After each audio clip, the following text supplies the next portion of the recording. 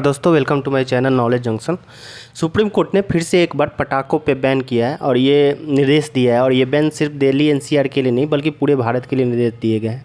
ये जब दिवाली आती है तब ये निर्देश जो है डायरेक्शन जो है सुर्खियों में आता है, क्योंकि दिल्ली एनसीआर में अभी एयर पोल्यूशन बहुत ज़्यादा है और गैस चैम्बर की तरह हो गया है। हालांकि आज जो है जब भी मैं वीडियो रिकॉर्ड कर रहा हूँ, कल रात में बारिश हुई है, नेचुरल रेन बारिश हुई है, लेकिन अभी दिल्ली गवर्नमेंट आईआईटी के साथ मिलकर आर्टिफिशियल रेन के बारे में कुछ प्लानिंग हो रहा है और शायद 21 से 22 नवंबर के बीच इसका प्लानिंग किया गया है। उसके बारे में हम लोग एक नया वीडियो लेके आएंगे कि आर्टिफिशियल रेन और क्लाउड सीडिंग क्या होता है।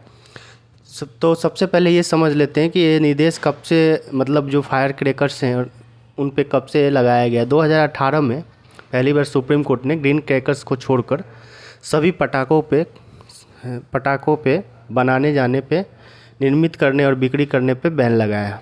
अब ये किस तरह के प्रतिबंध थे?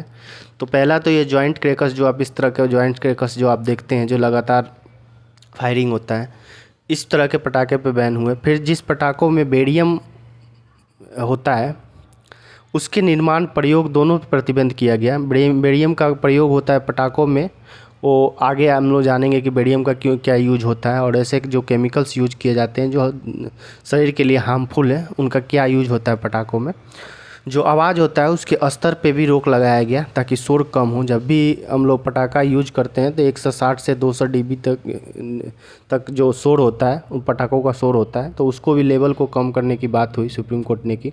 2021 में इसी निर्देश को फिर से दोहराया सुप्रीम कोर्ट ने।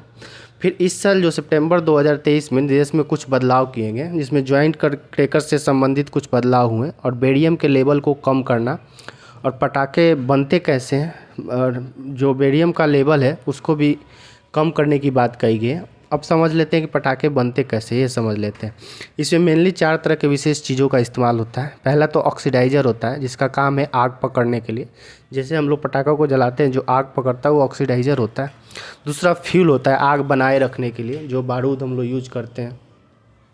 तीसरा जो वस्तु यूज होता है वो होता है पटाखों में कलर के लिए। जैसे हम लोग पटाखा फायर करते हैं तो जो क्रैकर्स का जो अलग अलग कलर आता है उसमें अलग अलग के एजेंट यूज होते हैं, जैसे बेरियम है, एल्युमिनियम है, ये सब चीज़ यूज होता है।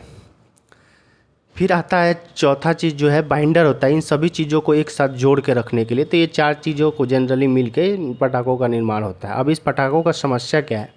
जैसा कि बेरियम है, इसमें मानव जो स्वास्थ्य है उस पर प्रभाव पड़ता है। रेस्पिरेशन सिस्टम है, जो स्किन का प्रॉब्लम है, और कुछ ऐसे केमिकल्स भी यूज होते हैं जिसमें कैंसर तक का भी खतरा होता है।